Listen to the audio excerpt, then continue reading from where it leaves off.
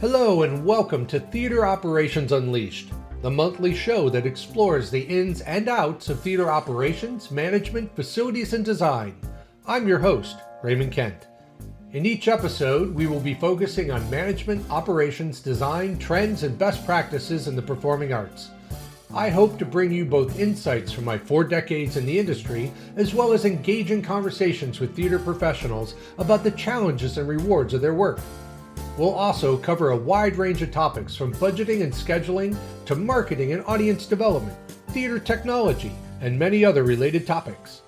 Whether you're a theater maker yourself or just interested in the industry, I hope you'll find this podcast informative and inspiring. So sit back, relax, or lean in, and let's dive into the world of theater. Welcome back, and today we are diving into one of the most transformative ideas in the world of accessibility and performing arts design, the idea of universal design. If you've been following this series so far, you know we've been building a foundation, first with the history of disability in the arts, then with the legal landscape that shapes our work. Now we shift from the why and the must into the how. Universal design is not a checklist. It's not a code requirement. It's not a retrofit strategy. It's a philosophy, a way of thinking about people, spaces, and experiences that fundamentally changes how we build and operate theaters. And honestly, it's one of the most exciting opportunities in our field. So today we're going to explore where universal design came from and what it means, why it matters, and how it applies to the performing arts, from the lobby to the stage to the classroom. Let's start with a story. In 1988, in the city of Tirabita in Brazil, redesigned its bus system. One of the most brilliant features was simple, level boarding platforms. No steps, no ramps, no waiting. Everybody, wheelchair users, parents with strollers, older adults, commuters with bags, all could board within seconds. What started as an accessibility improvement became a speed improvement, a convenience improvement, a system improvement. That's the heart of universal design. It doesn't start with the question, how do we accommodate disabled people in a world built for everybody else?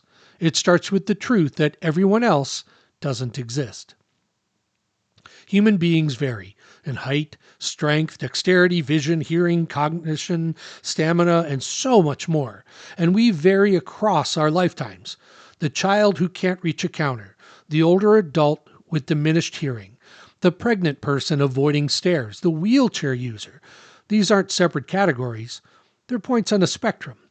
Universal design says, design for the spectrum, not the average. And when you do, everybody benefits. Universal design didn't appear out of thin air. It grew out of 3 major movements. During World War II, engineers realized that machines designed without considering human variation caused errors and injuries. Henry Dreyfuss's famous Joe and Josephine diagrams tried to define the average human. But even then, designers knew the average was a fiction. And that's where ergonomics and human factors started to come into play. The second is the disability rights and independent living movements. As a disabled person, organizations within the 1970s and 1980s, they reframed access as a civil right. Ronald Mace, a wheelchair-using architect, was at the center of this shift. He helped write early accessibility standards, but he also saw their limits. They were reactive. They were narrow.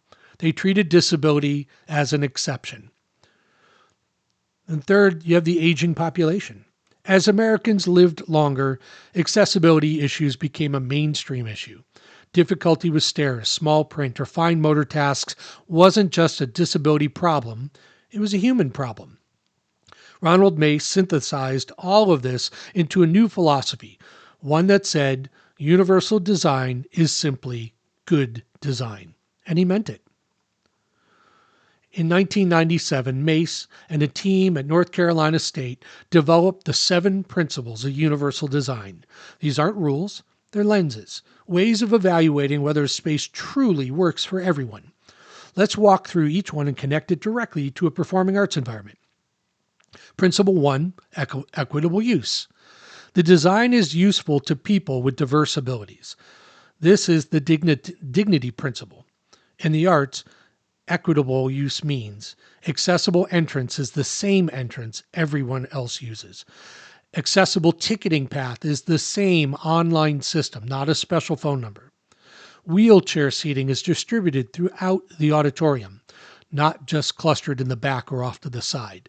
An accessible restroom is not the one hidden in a basement hallway. If a patron has to go around the building, ring a bell, or wait for staff to open a door, that's not equitable use, even if it's technically compliant. Equitable use asks, does the experience feel equivalent? Does it feel dignified? Second principle is flexibility in use. The design accommodates a wide range of preferences and abilities. In the arts, flexibility is gold. Think about it. Adjustable height production tables, modular front-of-house desks, follow-spot platforms with multiple mounting positions, stage manager stations with flexible monitor and control layouts, seating configurations that adapt to different mobility needs. Flexibility also prevents solutions that help one group but harm another, like bright lobby lighting that helps some patrons but overwhelms others with sensory sensitivities. Flexibility gives people options. The design in Principle 3 is for simple and intuitive use, and it's easy to understand regardless of experience or cognitive ability. Performing art spaces can be cognitively overwhelming. Noise, crowds, lines, small print, fast-moving digital displays. Simple and intuitive design means clear, consistent signage, logical pathways from entrance to seat. Staff trained to offer calm, proactive guidance, pre-visit materials like maps, social stories, and visual schedules. Ticketing systems that don't require a tech degree to navigate. This isn't about dumbing it down. It's about reducing cognitive load so people can enjoy the experience. The fourth principle, it revolves around perceptible information. Information is communicated effectively regardless of sensory ability. This is the multisensory principle. In the arts, it means emergency alerts that are audible and visible. Signage that uses text, pictograms, tactile characters, and braille. Pre-show announcements delivered verbally and through captions. Backstage cues delivered through sound, light, and tactile systems. Assisted listening that actually works and works well. Redundancy isn't a burden, it's good communication. Principle 5 is a tolerance for error. The design minimizes hazards and consequences of mistakes. Performing arts spaces are full of potential hazards. Low light, steps, cables, moving scenery, crowds. Tolerance for error means clear edge markings, guardrails where needed, logical circulation paths, slip-resistant flooring, emergency stops that are easy to find. Backstage layouts that reduce the risk of collisions or falls. This principle protects everyone, not just disabled patrons or workers. Principle 6 is a low physical effort. The design can be used comfortably with minimal fatigue. Think about the physical effort involved in attending a show. Walking from the parking, opening heavy doors, standing in a line for long periods of time, navigating stairs, carrying programs, coats, drinks. Low physical effort means automatic doors, ample seating in the lobbies, shorter travel distances, restrooms designed for ease of use, ergonomic workstations for staff and crew, rigging and technical systems that don't require excessive force. This isn't about eliminating effort, it's about eliminating unnecessary effort. And lastly, Principle 7, the size and space for approach and use. There is adequate space for approach, reach, and use. There is spatial principle. In the arts, it means aisle width wide enough for mobility devices. Turning space in restrooms, dressing rooms, backstage areas. Box office counters at accessible heights, control booths with enough clearance for wheelchair users. Dressing rooms that accommodate mobility aids and service animals.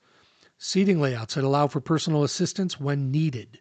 And importantly, minimum code requirements are not the same as optimal design. Universal design asks, how much space do people actually need to use this comfortably? Universal design doesn't stop at buildings. It extends into education, especially performing arts education. Universal Design for Learning, or UDL, says that you have to present information in multiple ways. You have to allow students to demonstrate learning in multiple ways, engage your students through multiple pathways. And as a college professor for 25 years, I fully embrace this. In the arts, this might look like visual and written supplements to verbal instruction. Alternatives to high-pressure, real-time performance assessments, audition processes that evaluate artistry, not conformity. Teaching methods that don't rely solely on physical demonstration. UDL challenges us to ask, are our teaching traditions necessary, or are they just habit? Here's the key distinction. Compliance is the floor. Universal design is the ceiling. The ADA tells us the minimum, and universal design asks us to imagine the maximum, the best possible experience for the widest range of people. And in the performing arts, that's not just ethical, it's strategic. Universal design creates better audience experiences, more efficient operations, safer workplaces, more inclusive creative environments, stronger community relationships, and ultimately better art. So that's universal design. Where it came from, what it means, and how it can transform the performing arts. In the next episodes, we'll start applying these principles to real spaces, the lobby, the auditorium, the stage house, the backstage environment, and the front of house experience. So let's keep building stages where everybody belongs. Thanks for taking the time today to listening to Theater Operations Unleashed. We hope to see you next month.